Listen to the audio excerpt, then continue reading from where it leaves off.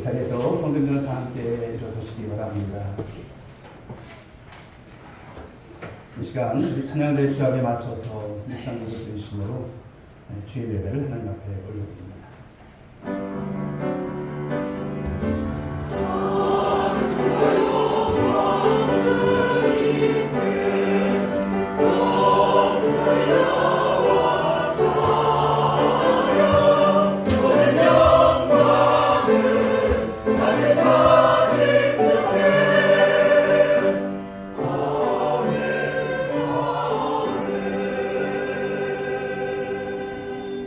여호와를 경외함이 지혜의 근본이다. 자비로우신 하나님 아버지, 불볕의 폭염 속에서 우리 멀로 계시는 우리 유고학자 성도님들과 어린 소자에 이르기까지 우리의 건강과 생명과 지체를 보존하시고 도우셔서 이 거룩한 주일 아침 삼으시고 우리의 발걸음을 인도하시며 주의 견전으로 나와서 예배하게 하심을 감사합니다. 거칠고 험한 세상 속에서 생활의 염려와 직장과 먹고 살 염려와 모든 앞날을 내다보고 근심과 걱정과 수고하고 무거운 짐진장의 모습으로 왔습니다. 우리 이웃들과 가정들과 살면서 갈등과 미움과 의견의 불신에서 여러 가지 심령의 혼돈한 속에서 왔습니다. 하나님을 믿고 산다고 해도 말씀을 들고 떠나가면 우리 자신도 모르게 우리 자존심과 우리의 모든 이치 때문에 이 박람 때문에 우리 심령이 하나님을 멀리하고 말씀부터 멀어져 있음을 깨닫습니다. 아버지 하나님, 이 모든 짐을 십자가 밑에 내려놓고 회개하오니 보혈로 씻어주시고 용서하시사 이 시간은 정결한 심령 허락하여 주셔서 온전히 하나님 기뻐하시는 거룩한 마음으로 변화시켜 주시옵소서. 무엇보다 우리가 살고 있는 이 한반도 우리 조국 강산 주님께서 불쌍히 여기실 기도합니다.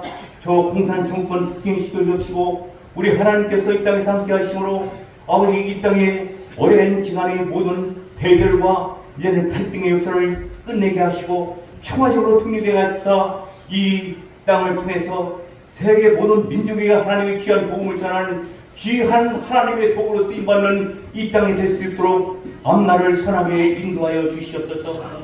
이 무더운 여름날 우리 성도님들 나왔습니다.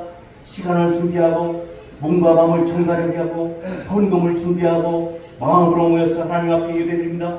우리 하나님 이 귀한 믿음 주시고 주님 하늘 문을 여시고 우리의 마음 밭에 주님의 귀한 말씀 이런 내리실 때 은혜 받게 하시고 아멘을 받게 하시고 남은 우리 생활에서 이 광야 같은 생활에서 주 예수님 이름으로 간절히 부르짖으며 기도할 때에 우리 앞에 이런 맑은 샘을 터지게 하시고 구름 기둥으로 인하시고 불 기둥으로 인도하시사 앞날을 열어 주시옵소서. 병원에서 가정에서 질병으로 치유하고 있는 성도들이 있습니다. 주의 전을 그리워하며 기도하고 있는 줄 믿습니다. 이제는 간호하며 협조하는 모든 성도님들 이루하여 주시고 하나님 치유의 역사로 함께하여 주시옵소서. 남은 여생 하나님 앞에 감사하며 기뻐하며 하나님을 더 함께 할 수 있도록 인도하여 주시옵소서. 이 교회에 나왔어도 몸과 마음으로 정신적으로 질병 속에 있습니다. 근심 속에 있습니다. 이 모든 것을 하나님 앞에 내려놓고 기도할 때에 하나님 가벼워짐을 얻는 역사가 있게 하여 주시옵소서. 오늘도 귀한 말씀 내리실 때 이 말씀을 나의 말씀으로 받게 하시고 감사함으로 겸손함을 받을 때 주 성령 하나님이시여 우리만 받고 그대로는 끝나는 게 아니고 우리의 생활 속에서 같이 하시고 동행하여 주셔서 말씀 붙잡고 굳게 살아갈 수 있도록 역사하여 주시옵소서. 하나님의 선하신 역사가 우리의 날마다 이 생활 속에서 날마다 인도하심이 나타나게 하여 주시옵소서. 영광 받아 주시옵소서. 예수 그리스도의 이름으로 기도하옵나이다. 아멘. 자, 오늘 주시는 말씀 보도록 하겠습니다. 역대상 21장 1절부터 8절의 말씀입니다. 역대상 21장 1절에서 8절까지의 말씀.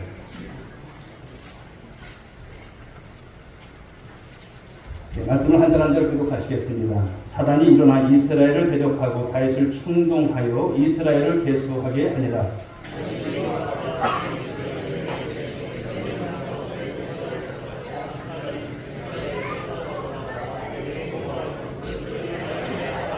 요압이 아뢰되 여호와께서 그 백성을 지금보다 100배나 거하시기를 원하나이다. 내 주 왕이여, 이 백성이 다 내 주의 종이 아니니까? 내 주께서 어찌하여 이 일을 명령하시나이까? 어찌하여 이스라엘이 범죄하게 하시나이까? 하나.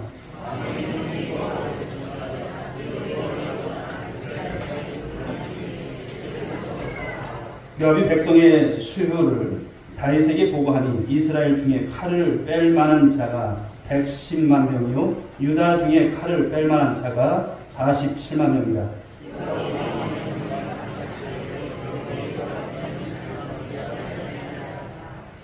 하나님이 이 일을 악하게 여기사 이스라엘을 치심해 다윗이 하나님께 아뢰되 내가 이 일을 행함으로 큰 죄를 범하였나이다. 이제 간구하오나니 종의 죄를 용서하여 주옵소서. 내가 심히 미련하게 행하였나이다 하니라.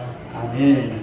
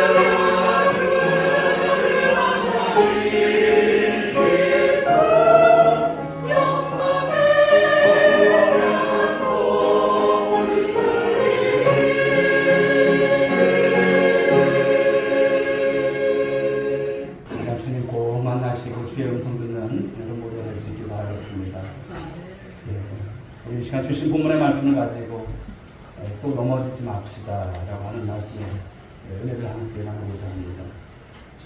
한번 넘겨주실까요? 네. 카메라가 고가의 카메라가 있어요. 어디 카메라일까요? 캐논 겁니다. 세계적인 카메라 전 브랜드로서 유명하죠. 그런데 이 캐논이라고 하는 이 뜻은 어떤 것이냐면 기준이라고 하는 뜻입니다. 기준, 어떤 표준 기준이라는 뜻이죠. 그러니까 이 카메라 회사가 이 이름을 캐논이라고 붙인 것은 자기들이 만든 이 카메라, 캐논 카메라가 모든 카메라에 있어서 기준이다. 이렇게 말하고 싶다는 것입니다. 잘 만든 카메라예요. 요즘은 핸드폰을 많이 써서 그렇지만 그래도 어쨌든 카메라를 이렇게 많이 활용하고 그런 분들은 보면 캐논 카메라를 많이 활용하더라고요. 어떻게 보면은 카메라를 제작함에 있어서 대단한 자부심이 이제 느껴지는 회사의 어떤 그런 모습이고요. 또 어떻게 보면 교만한 모습일 수도 있습니다만, 그러나 어쨌든 기준이라고 하는 것을 한번 살펴봤으면 좋겠습니다. 우리 성경의 말씀을 보시게 되면 하나님께서 캐논으로 삼으시는 사람이 있어요. 성경을 보시게 되면. 즉 하나님께서 모든 신앙인의 기준으로 삼았던 한 사람. 여러분 누굴까요? 다윗이라고 하는 사람입니다. 다윗 왕. 그래서 모델과 같이 하나님께서 쓰셨죠.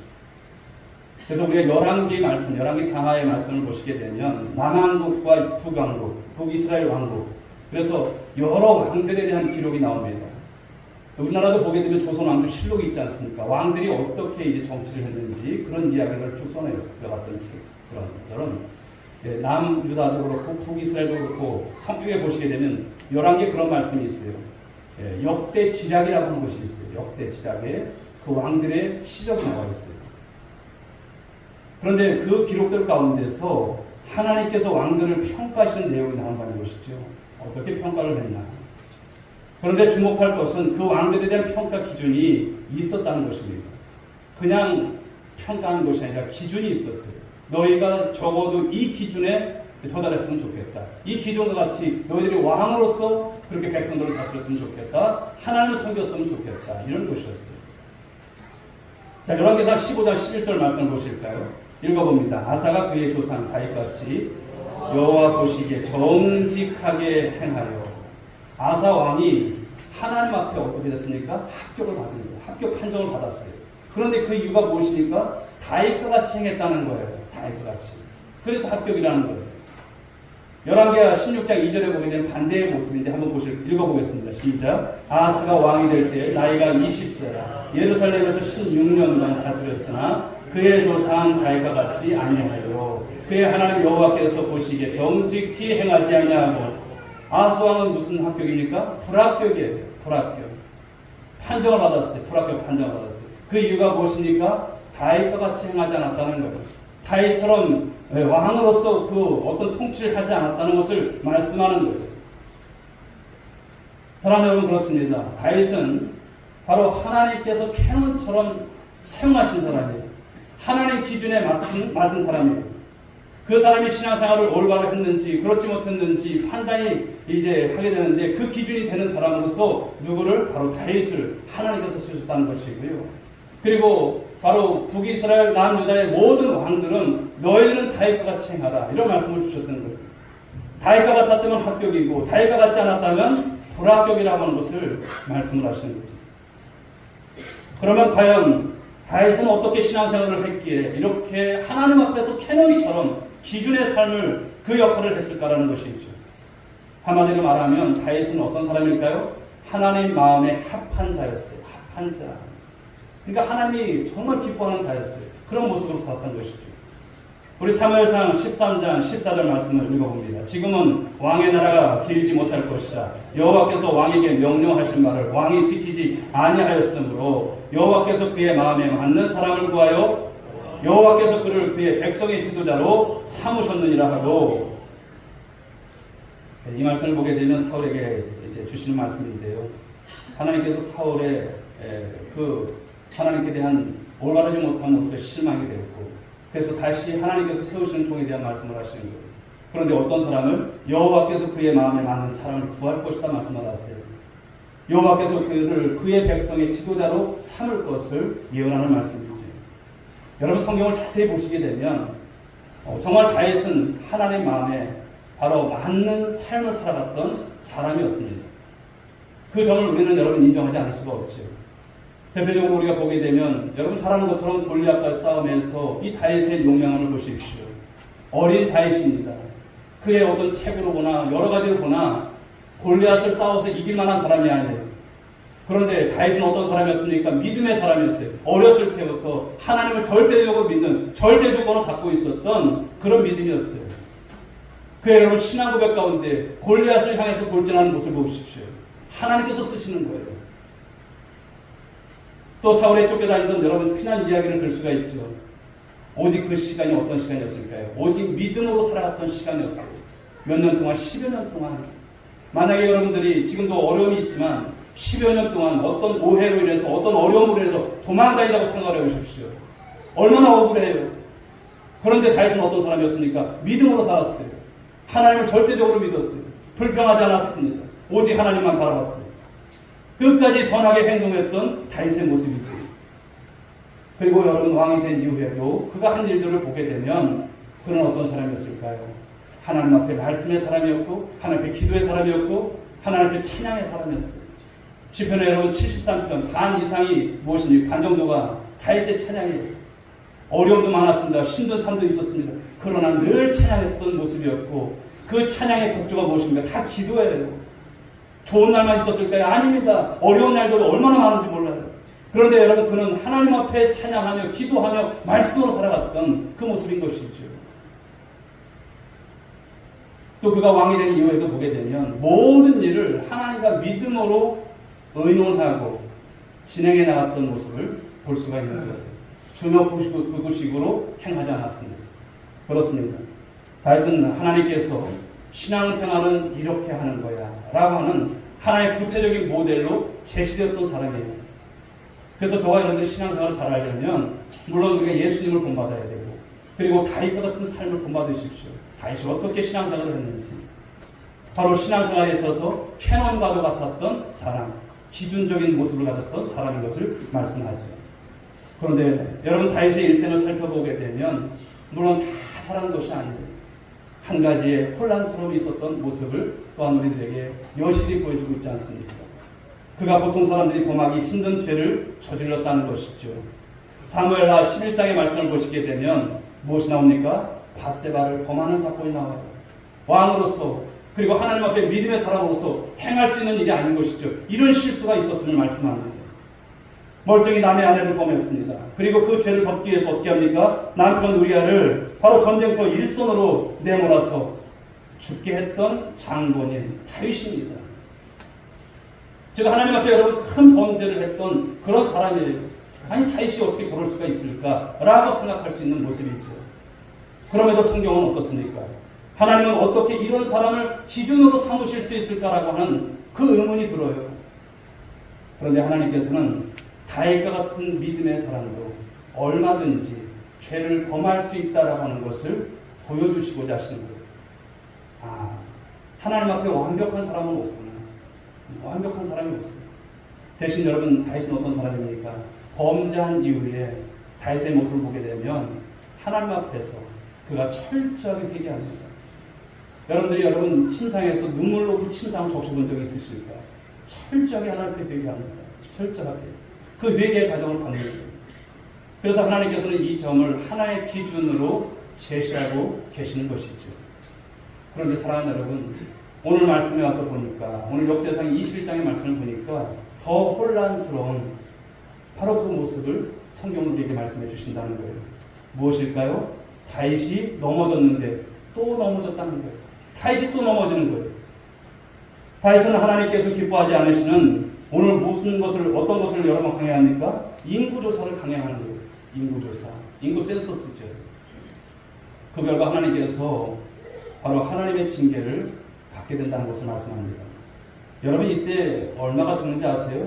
7만 명이 죽어요. 이스라엘 백성들 7만 명이 죽어요. 꿈쩍도 안 하시죠, 여러분? 7만 명이 죽었다는 거예요. 여러분 우리 서천 인구가 몇이에요? 지금 5만이 안 되잖아요. 다 죽었어요. 다 죽었어요. 다 죽은 거예요. 무엇으로? 전염병으로. 그런데 이 사건은 또 우리들에게 큰 위로를 주시는 그런 말씀이 아닐까 생각됩니다. 다윗과 같은 사람도 또 넘어지는구나. 넘어졌는데 또 넘어지는구나. 그러나 하나님께서는 또 넘어진 뒤에 다윗이 철저한 회개의 과정을 밟은 것을 또다시 하나의 모델로 우리들에게 제시해 주신다는 것을 말씀하는 거예요. 자, 오늘 본문의 말씀을 보게 되면 다윗은 이 큰 죄를 저지르고 회개했는데 하나님께서는 이 사건 이후에 어떻게 하실까요? 다윗이 성전 건축에 대한 비전을 갖게 해주신다는 것을 말씀하죠. 범죄한 이후에 철저한 회개를 했을 때 하나님께서는 바로 그 주시는 남다른 은혜가 있음을 말씀하시는 거예요. 물론 여러분 이런 말씀을 통해서 그래 뭐 잘못하면 또 회개하면 되지. 또 하나님께서 또 다시 이것이 아니에요. 그런 여러분 모습 속에서 하나님 앞에 그가 회개했을 때 그 모습은 우리가 회개하는 것과는 다른 것이죠. 철저하게 회개하는 모습이죠. 사실 여러분 평상시에 믿음을 잘 지키는 것도 힘들지만 죄를 짓고 나서 회개를 잘하는 것은 어찌 보면 더 힘들 수도 있어요. 그래서 회개에 성공한 사람들이요, 의외로 많은 것 같은데 많지가 않아요. 그냥 유야무야 지나갈 때가 참 많다는 거예요. 죄를 범하고 회개한 뒤에 다시 하나님의 은혜를 잊는 사람들이 많을 것 같을까요? 많지 않아요. 별로 없습니다. 이제 오늘 본문을 보다 우리가 자세하게 살펴보고자 합니다. 특히 다윗이 어떻게 하다가 또 넘어지게 되었을까? 이 점을 생각해 보시며 은혜를 받았으면 좋겠습니다. 하나님께서는 우리 안에도 이런 모습이 있을까요? 없을까? 있다라고 하는 것을 말씀하는 거예요. 우리도 이런 모습이 있다는 것을 말씀합니다. 그래서 다윗을 통해서 오늘 보여주시는 거예요. 오늘 여러분들이 말씀을 통해서 은혜 받을 때, 홍장님께서 기도하셨지만 이 말씀 속에서 여러분 자신들을 보셔야 되는 거예요. 내가 어떤 사람인가를 보셔야 되는 거예요. 누구한테 주시는 말씀이에요? 나한테 주시는 말씀이에요. 김필사한테 주시는 게 아니에요. 어떤 장로에게 주시는 게 아니에요. 나한테 주시는 말씀입니다. 여기서 한 말씀이라도 여러분들이 받으시기 바랍니다. 할렐루야. 말씀을 받으시고 내가 이런 모습이었구나. 내가 이런 죄인이었구나. 하나님의 음성으로 들으면 그 말씀이 은혜가 돼요. 그리고 여러분들 살리실 거예요. 할렐루야. 그렇습니까? 이 점을 유념하시면서 말씀을 통해서 우리가 어떻게 될까요? 또 넘어지지 않기 위해서 기도하시고 다분히 믿음으로 삶을 살아가는 우리 성도들 될 수 있길 주의 이름으로 축복합니다. 자, 21장 1절 우리 본문의 말씀을 한번 읽어보겠습니다. 시작.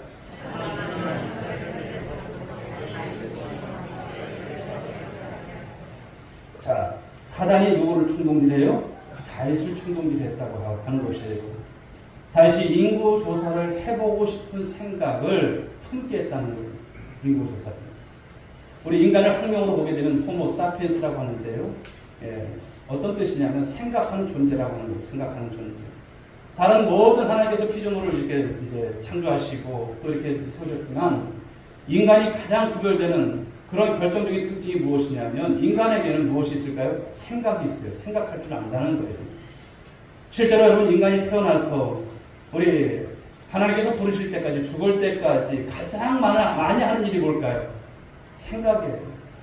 이 시간도 예배에 여러분 집중을 하셔야 되는데 또 다른 생각을 하시는 분들도 있어요. 생각이 굉장히 많이 있어요. 가장 많이 하는 일이에요. 아침에 눈을 떠서 밤에 잠잘 때까지 가장 많이 하는 일. 그렇죠. 육체적인 일도 하지만 그 순간순간 속에서 우리가 무엇을 합니까? 생각을 한다는 것이죠. 이 생각, 저 생각. 오늘 점심 때는 무엇이 나올까? 또 그런 생각도 해보고 오늘 저녁 때는 무엇을 해먹을까? 무엇을 먹을까? 무엇을 마실까? 무엇을 입을까? 그런 생각도. 우리 남편이 이랬으면 좋겠는데 우리 아내가 이랬으면 좋겠는데 그런 생각도.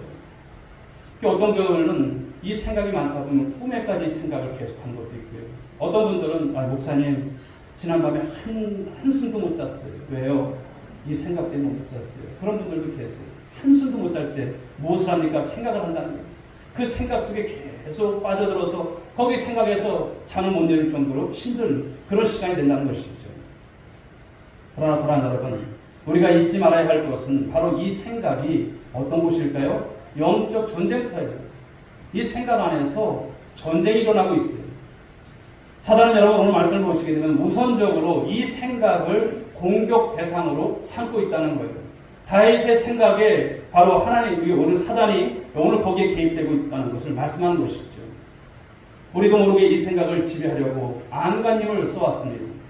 실제로 성경을 보게 되면 많은 사람들이 이 사단에게 이 생각에 지배당하고 또 그 생각 속에서 사단의 그 지배 속에서 결국 망하는 모습들을 얼마나 많이 보는지 모릅니다. 대표적인 예가 누굴까요? 예수님의 12제자 중에 한 사람이었던 가룟 유다가 아닐까요? 자, 요한복음 13장 2절 말씀을 보실까요? 읽어보겠습니다. 마귀가 벌써 시몬의 아들 가룟 유다의 마음에 예수를 팔려는 생각을 넣었더라. 무엇을 넣었더라? 생각을 넣었더라. 예수님 팔려고 하는 생각을 넣었던 거예요. 가룟 유다가 3년간 예수님 따르고 잘 모셨어요. 회개였어요. 그렇죠. 재정을 담당했던 사람이에요. 계산이 정말 빠른 사람이에요. 그런데 어떻습니까? 예수님께서 이제 잠깐 죽는다는 얘기를 해요. 떠난다는 얘기를 해요. 무엇입니까? 이제 그가 예루살렘에 오면 예수 혁명 정부가 세워질 줄 알았던 거예요. 그런데 어떻습니까? 안 되는 거예요. 얘들아, 나는 간다. 난 죽으러 간다. 이런 말씀만 하시는 거예요. 통밥이 나오는 거예요. 다른 유다는 그러니까 어떻습니까? 예수님, 내가 더 이상 의지할 대상이 아니구나. 버리를 줘야겠구나. 예수님 팔아넘겨야지. 스승을 배반합니다. 그 은 30에 예수님 팔아넘겨서 예수님 십자가로 달려 돌아가시게 하지 않습니까? 어떻게 이럴 수가 있을까? 눈에 보이지 않게 사단이 오늘 가룟 유다의 그 생각을 충동질했다는 것을 말씀하는 것입니다. 충동질한 거예요. 예수님을 팔고 싶은 생각을 바로 넣어줬다라고 하는 것이 있죠. 오늘 본문에 있어서도 다윗도 마찬가지예요. 사단이 그 마음속에 인구조사를 하고 싶은 생각을 풀어넣은 거예요. 인구조사. 다윗의 범죄의 출발점, 바로 사단에게 있었다고 하는 것을 말씀하죠. 그런데 문제는 무엇일까요? 당사자들은 사단이 넣어준 생각을 자기가 한 생각으로 여긴다는 데 있어요. 이건 내가 생각한 거야. 사단하고는 별개야. 사단이 내게 어떤 이런 생각을 넣어준 게 아니야. 이렇게 생각하는 거예요. 우리가 신앙생활을 하다 보면 이런 점이요, 영적 전쟁에서 가장 힘든 점이 아닐까 생각이 되는 거예요. 이게 사단이 준 생각인지, 이게 뭔지, 이게 내 생각인지 헷갈리는 거예요. 닐 앤더슨이라고 하는 분이 이런 말을 했습니다. 사단의 전략은 그의 생각을 당신의 마음속에 심어놓고 그것이 마치 당신 안에서 생겨나는 것인 양 믿게 만드는 것이다. 이런 말을 했어요. 실제로 오늘 본문에서도 다윗은 이 인구조사를 하려고 하는 이 생각이 자기의 생각인 줄 알았던 거예요. 사단 눈에 보이지도 않지. 자기가 그냥 자기 마음속에서 내가 인구조사를 좀 해보면 좋겠다. 이런 생각을 자신이 가진 줄 알았던 거예요. 그렇습니다. 여러분, 사단은 오늘도 우리의 마음속에 악한 생각을 심어 놓는다는 거예요. 악한 생각을. 그래서 우리는 우리의 생각을 늘 검증하셔야 돼요. 이게 사단이 주는 생각인지 내 생각인지 뭔지 이런 것이 분별이 돼야 하는 것이죠. 그런데 이 생각이 어디서 오는 것일까? 혹시 사단이 내 안에 이 생각을 넣어둔 것은 아닐까? 점검하시라는 거예요. 영적인 전쟁인 것입니다. 우리가 져서는 안 될 것이죠. 그런데 소망이 있는 것은 무엇일까요? 하나님께서도 바로 우리 생각을 주장하신다는 사실을 믿으시기 바랍니다. 우리 생각을 주장하세요. 네가 알아서 살아. 너 예수 믿었으니까 네가 알아서 살아. 그렇게 하지 않으시는 거예요. 우리가 얼마나 연약한 존재들입니까? 이 생각 저 생각 자생각들을 얼마나 많이 합니까? 그런데 성령께서 어떻습니까? 사람들의 마음속에 하나님의 뜻에 합한 생각을 품게 하신다는 거예요. 말씀을 통해서, 우리가 기도를 통해서, 우리가 찬양을 통해서, 하나님께서 신앙생활하면서 주신 말씀들을 생각하면서 우리가 살아가게 되면 순간순간 하나님께서 우리의 생각 속에 함께 하시는 거예요. 그런 은혜 주시는 거예요.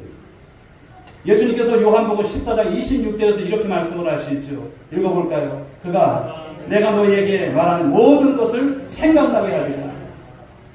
내가 말한 것을 생각나게 하신다는 거예요. 성령께서 우리 안에 오셔서 장차 우리의 생각을 주장하신다는 거예요. 주님의 말씀이 생각나게 하신다는 거예요. 전도를 나갈 때마다 말씀드리죠. 여러분, 아무것도 염려하지 마십시오. 무슨 말을 할까 걱정하지 마십시오. 나가면 성령께서 여러분들이 입술을 붙들어 주시고 말하게 하실 것입니다. 근데 나가보니까 어떻습니까? 적절한 말씀이 나오는 거예요. 간증이 나오는 거예요. 성령께서 생각지도 못한 말씀들을 막 하게 하시는 거예요. 누가 주신 거예요? 성령께서. 좋은 생각을 주시는 거예요. 말씀에 대한 기억을 주시는 거예요. 실제로 성령님께서는 우리 마음속에 때때로 선한 생각을 불어넣으시죠. 그렇습니다. 선다시는 이런 말을 했습니다. 하나님이 우리 영혼에 말씀하시면 우리는 즉시 이해하게 된다. 하나님께서는 아무런 말도 없이 직접 우리의 마음속에 그의 생각을 넣어주신다. 이런 말이에요. 그렇습니다. 성령께서 우리 마음속에 선한 생각을 넣어주신다는 거예요. 그럴 때가 있다라고 하는 것을 말씀하는 거예요. 이때 여러분, 우리는 그 생각을 소중히 따라야 할 줄 믿습니다. 그 말씀을 가지고, 그 생각을 가지고 행해나가는 모습이 되어야 할 줄 믿습니다. 사랑하는 여러분, 우리 마음속에 떠오르는 생각을 잘 살펴보셔야 해요. 사단이 넣어주는 생각일 수 있기 때문에 그렇습니다. 그럴 때는 어떻게 해야 됩니까? 잘 걸러내셔야 돼요. 언젠가 집에 그 수도꼭지가 있어가지고 그것을 갈아 꼈어요. 이제 이렇게 주방에서 쓰는 것을. 근데 다른 것 좀 다르더라고요. 필터가 들어있더라고요. 필터가. 필터가 들어가지고 저는 오래 쓸 줄 알았어요. 근데 한 달 되니까 하였던 필터가 어떻게 됐습니까? 아주 싱겁게 됐어요. 그만큼 물에도 보면 아파트 물이니까 깨끗할 줄 알았는데 그렇지 않은 거예요. 이 걸러내는 작용을 이 필터가 하는 것이죠. 마찬가지입니다. 오늘 우리가 사단이 드는 생각인지 아닌지 우리 안에서 성령의 의지함으로 말씀을 가지고 살 때에 걸러내는 바로 그러한 여러분 모습이 될 줄 믿습니다. 그런데 반대로 성령이 넣어주는 생각일 수도 있어요. 그럴 때는 어떻게 됩니까? 소중하게 생각하시고 그것을 잘 받으셔서 잘 따라 행할 수 있는 여러분 모두가 될 수 있기를 주님의 이름으로 축복합니다. 자, 그렇다면 사단이 왜 바로 이 다윗에게 이런 생각을 넣어줬고 또 다윗은 이런 모습 속에서 왜 분별하지 못했을까라고 하는 것이죠. 그것은 그의 마음속에 무엇이 있었을까요? 그것은 욕망이 있어서 그래요. 욕망. 이 욕망이 이제 분출했기 때문인 것이죠. 오늘 같은 상황에서 인구조사는 문제될 것이 없어요. 그러나 다윗 당대로 올라가서 다윗은 어떤 사람입니까? 하나님의 사람이잖아요. 하나님께서 세우신 왕이잖아요. 우리 구약 성경을 공부했던 우리 구약 이토교를 하셨던 분들은 어떻습니까? 다윗은 어떤 사람입니까? 대리 통치자예요. 진정한 왕은 하나님이신다. 이렇게 고백했던 사람이에요. 그 당시의 고대 시대에 그렇지만 인구조사는 무엇을 말하냐면 왕들이 왕권을 강화하려고 할 때 강력한 수단으로 이 인구조사를 했던 것이죠. 크게 두 가지 이유 때문이 있죠. 하나는 세금 징수입니다. 인구조사를 세밀하게 하게 되면 세금을 정확하게 걷어들일 수 있는 거예요. 철저하게 걷어들일 수 있는 거예요. 그러므로 국가 재정에 튼튼한 어떤 기반이 되고 왕권을 강화할 수 있게 되고 나라를 크게 키울 수 있는 바로 이 일이 되기 때문에 바로 세금 징수를 위해서 인구조사를 하는 것이죠. 또 하나는 무엇입니까? 병사 징집입니다. 인구조사를 철저하게 되면 전쟁에 동원할 수 있는 병사가 과연 우리나라에 얼마나 되나 이것이 파악이 되는 거예요. 당시 여러분 병사에서는 무엇을 말합니까? 전쟁의 승패의 결정적인 변수예요. 이것이. 군사가 많아야 이기는 것이죠. 그래서 병사를 더 확보하기 위해서 이 인구조사를 하는 것이죠. 그래서 병사 수를 철저하게 파악하게 되면 병사를 많이 징집하게 되고 왕권을 강화하게 되고 나라를 더욱더 강국으로 만들어갈 수 있는 중요한 수단이 되는 것이죠. 그런데 사단이 오늘 다윗의 마음속에 이 인구조사할 생각을 넣어두는 거예요. 다윗의 마음 한켠에 그 욕망이 일어나는 거예요. 그동안 어떻게 살아왔습니까? 하나님을 의지하면서 하나님 말씀 안에서 또 왕으로서 그 통치를 했던 다윗이에요. 그런데 오늘 여러분 다윗은 21장 이 역대상 21장에서 보게 되면 바로 인구조사를 하려고 하는 이 욕망이 쑥 일어나는 거예요. 그 인구조사를 통해서 무엇을 강화시키려고 했습니까? 왕권. 그리고 나라를 부강케 하려고 하는 이 욕망이 일어났다는 거예요. 우리가 그냥 객관적으로 보게 되면 그게 뭐 나쁜 짓이야? 그게 무슨 나쁜 일이야? 이렇게 생각할 수 있죠. 그러나 이것은 하나님을 의지하는 것이 아니지. 자신이 하려고 하는 것입니다. 그래서 이 욕망 때문에 이 사단이 준 생각을 분별하지 못하는 거예요. 그래서 그 생각을 따르고 마는 오늘 다윗의 모습인 것이죠. 또 넘어지는 모습입니다. 그런데 사랑하는 여러분, 우리가 여기서 주목할 것은 또 지금까지 다윗의 행적을 또 우리가 빠뜨릴 수는 없어요. 오늘 본문 앞의 말씀들 역대상 18장부터 20장까지 말씀을 보게 되면 다윗의 전성시대에 바로 승전보가 길게 기록되어 있습니다. 자세하게 기록되어 있어요. 다윗이 이제 블레셋을 쳐서 바로 항복을 받아냈고요. 18장에서. 19장에서는 암몬과 아람을 공격해서 그들을 무너뜨렸고요. 그리고 라빠와의 전쟁에서 승리했던 20장의 말씀들이 있어요. 자, 그렇지만 여러분 다윗이 잘나서 다윗이 용맹스러워서 다윗이 지략이 뛰어나서 이겼을까요? 아닙니다. 누가 도우셔서? 하나님께서 도우셨어요. 하나님의 놀라우신 도우심으로 연승을 했던 거예요. 그래서 다윗은 이략 고대 근동, 오늘날 중동의 맹주가 되었습니다. 자, 그렇다면 어떻게 해야 될까요? 족한 줄 알아야죠. 감사해야 하는 것이죠. 그런데 오늘 본문에 와서는 그런 모습이 없어요. 바로 인구조사를 감행합니다. 더 강한 군대를 만들고 더 강한 나라를 만들고 싶어하는 이 욕망, 그 욕망이 꿈틀대고 일어났던 것이죠.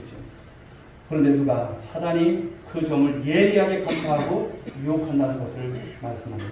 그렇습니다. 여러분 잘못된 욕망이 문제인 것입니다. 우리 안에 일어나는 끝없는 욕망이 우리를 사단의 생각을 뿌리치지 못하게 한다는 거예요. 그러니까 여러분들이 욕망이 일어날 때 이게 사단이 개입되는 어떤 욕망인지 이걸 분별을 하셔야 돼요. 하나님께서 주시는 어떤 선한 욕망이 아니라 생각을 하셔야 돼요. 수필가 이명선님이 쓰는 당신의 살구 기름이라고 하는 글의 일부인데 한번 보실까요? 여러분들도 눈으로 한번 따라가 보세요. 여우는 살구 기름을 좋아한단다. 그래서 사람들은 살구 기름에 독을 넣어 여우가 잘 다니는 길목에 놓아둔단다. 그 사실을 알고 있는 여우는 살구 기름이 놓인 길목에 다다르면 빨리 지나간다. 왜? 똑똑하니까. 욕망 앞에 좌우를 짜는 생각보다 적은 것. 그만두고 돌아서기에는 왠지 아쉬운 구석이 있다. 여우는 먹지 말고 냄새나 맡고 가자며 슬며시 마음을 돌린다. 에이, 입만 대보고 가지 뭐. 그런다고 죽게 하겠어? 라고 말이다. 그렇게 자신과 타협을 하고 혀를 살짝 댔을 뿐인데 살구기름은 목을 타고 저절로 넘어가 버린다. 허겁지겁 살구기름을 먹던 여우는 정신이 번쩍 들었지만 이미 살구기름은 반으로 줄어있다. 자포자기 심정이 된 여우는 남은 기름을 마저 먹어 치운 뒤 살구기름이 놓인 길목에서 한치도 벗어나지 못하고 죽고 만단다. 여러분 이 글을 그분이 이제 마무리하면서 이 작가는 독자들에게 이렇게 묻고 있어요. 그냥 여러분들이 그냥 쭉 봤지만 그런 질문이죠. 당신의 살구기름은 무엇입니까? 여러분들을 유혹하는 것, 그냥 냄새만 맡고 말이지. 그런데 입을 살짝 베게 하는 것이 무엇이 있을까요? 여러분 안에 오늘도 헛된 욕망으로 여러분 안에 그런 생각으로 사단이 주는 여러분 많은 것들이 있다는 것을 말씀하는 것이 아닐까요? 그 욕망을 어떻게 됩니까? 싸워 이기셔야 된다는 것을 말씀합니다. 그 욕망과 싸워 이겨야 사단이 주는 이 생각을 뿌리칠 수 있게 될 줄 믿으시기 바랍니다. 자, 그런데 오늘 본문을 보시게 되면 다윗에게 그래도 충고하는 사람이 있었다는 것이죠. 누굴까요? 요압입니다. 다윗이 인구조사를 시행하자고 할 때 요압이 나서서 바로 왕에게 이 부당함을 충고합니다. 3절 말씀을 보실까요? 읽어보겠습니다. 요압이 아뢰되 여호와께서 그 백성을 지금보다 100배나 더 하시기를 원하나이다. 내 주 왕이여, 이 백성이 다 내 주의 종이 아니니까 내 주께서 어찌하여 이 일을 명하시나이까? 어찌 이스라엘이 범죄하게 하시나이까?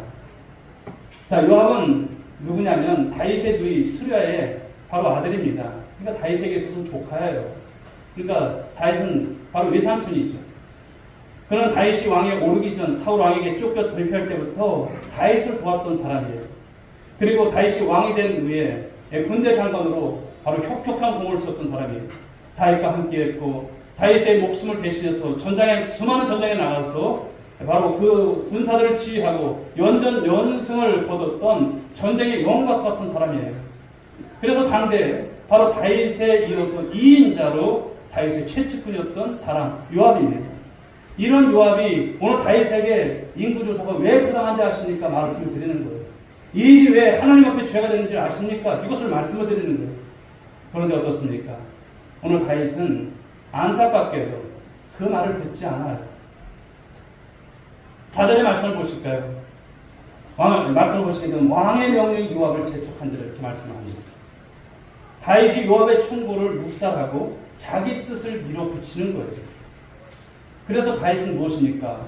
브레이크를 밟을 수 있는 기회를 오늘 놓치고 있다는 것을 말씀하는 거예요. 사랑하는 여러분, 그렇습니다. 때로는 주변 사람들의 충고, 이 충고가 무엇인가를 생각하셔야 돼요. 이게 무엇일까요? 이게 브레이크예요. 내가 아무리 주님 앞에서 왕으로서 몇십 년을 그리고 하나님과 동행했던 삶을 살아왔던 우리였지만 때로는 여러분 다윗이 오늘 이렇게 넘어지는 모습 속에서 주변 사람들이 충고를 하는 거예요. 그럼 어떨까요? 이것이 지금 브레이크를 밟으라고 하는 하나님의 어떤 사인은 아닐까? 이런 생각을 해야 되는데 그러지 못하고 상파하지 못하고 밀어붙이게 된다면 어떻게 될까라는 것을 말씀하는 것이죠. 객관적인 시각으로 바라볼 수 있는 이런 모습. 그래서 사람들의 충고가 때로는 큰 도움이 되는 거예요. 신앙생활에 있어서. 그래서 주변 사람들의 이 충고를 귀담아 들을 필요가 있다라고 하는 것을 말씀합니다. 지금 무엇입니까? 들을 귀를 가질 필요가 있는 거예요. 성령이 말씀하시는 여러분 들을 귀가 필요한 것이죠. 독일 개신교회에 청각장애를 돕는 봉사회라고 하는 그런 단체가 있어요. 그런데 독특한 십자가를 만들어 사용하고 있어요. 한번 넘겨주실까요? 이런 십자가예요. 이름하여 들을기 십자가입니다. 넓게 뚫린 바로 이 십자가로 그 가운데 귀를 크게 그려놓고 고막의 이 파장을 과장스럽게 좀 이렇게 강조한 모습의 그림이지. 이런 십자가입니다. 즉, 이 들을기 십자가는 십자가를 통해서 비로소 듣게 된다는 것. 십자가를 통해서 열린 귀를 뜻하는 것이죠.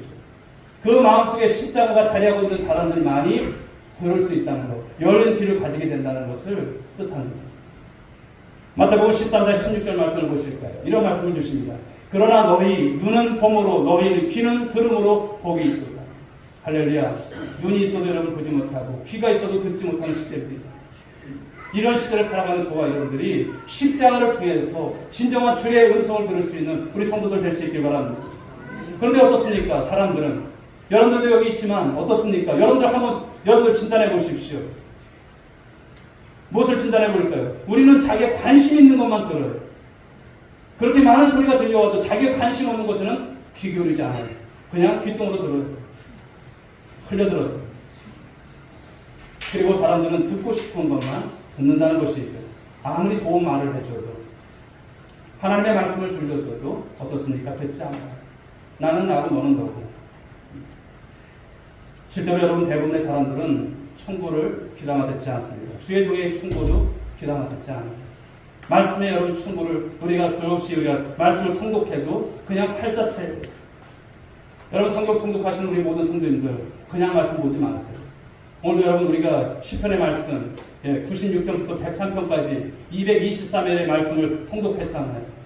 그 말씀 속에서 성령의 음성을 들으시고 또 말씀을 붙잡고 실험할 수 있는 여러분들 될 수 있길 바랍니다. 한 말씀이라도 좋습니다. 하나님 제가 어떤 말씀을 들어야겠습니까?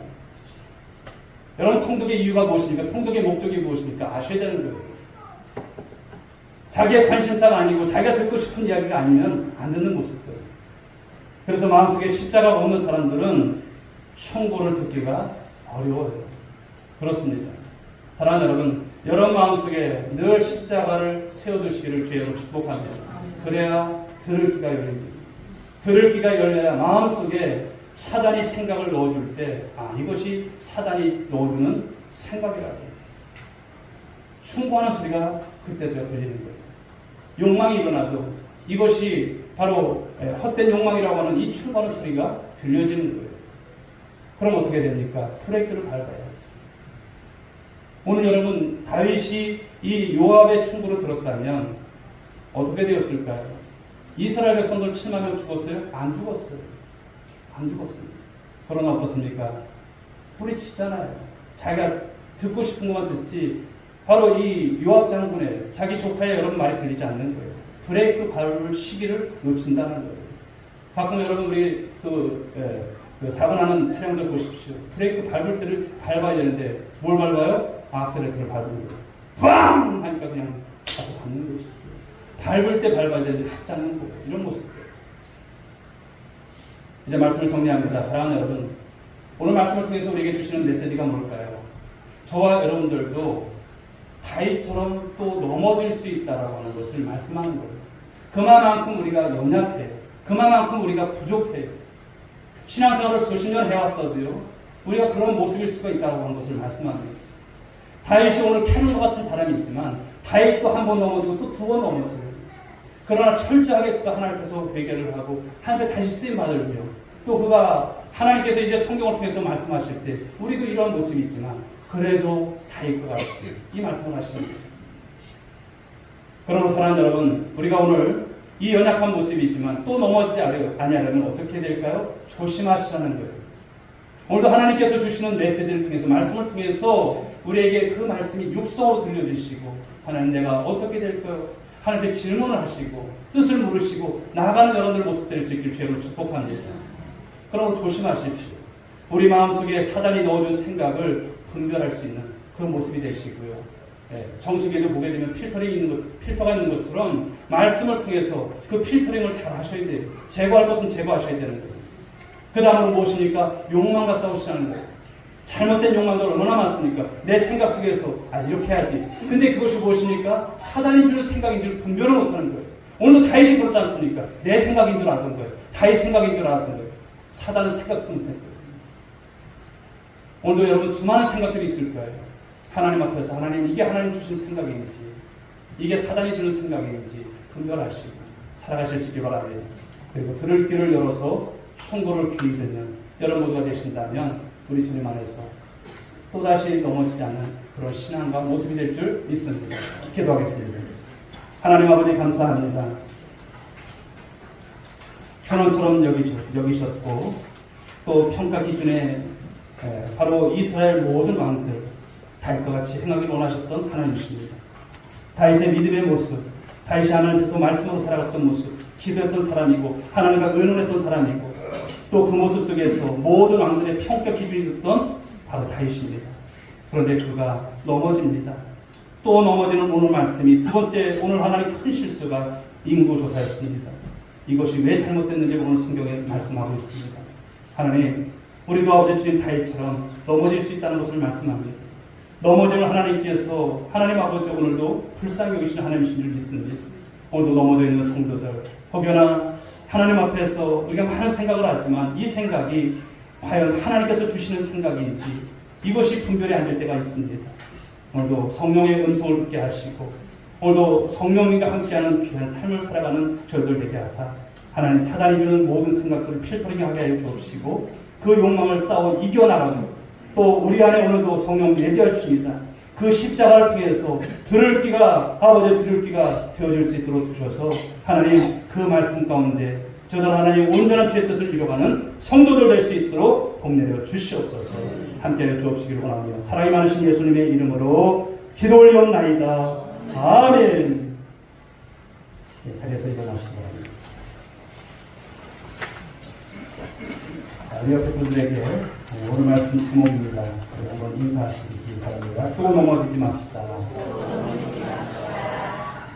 오늘도 주님께서 여러분들의 손을 붙잡고 계세요. 그러니까 주님 많이 의지하시고요. 이번 한 주간도 또 주님 안에서 승리하시길 바라겠습니다. 소용 찬양드리겠습니다. 주님 다시 오실 때까지.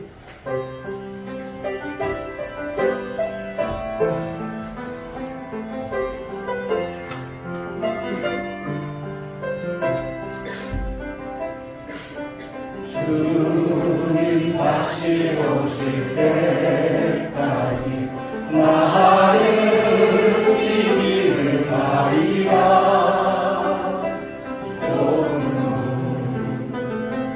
좋은 길 나의 십자가지요 나의 가는 길 끝에서 나는 주님을 보리라. 영광의 내 주님 나를 맞아주시니 주님 다시 오실 때까지 나는 일어나 달려가리라. 주의 영광 온 땅 덮을 때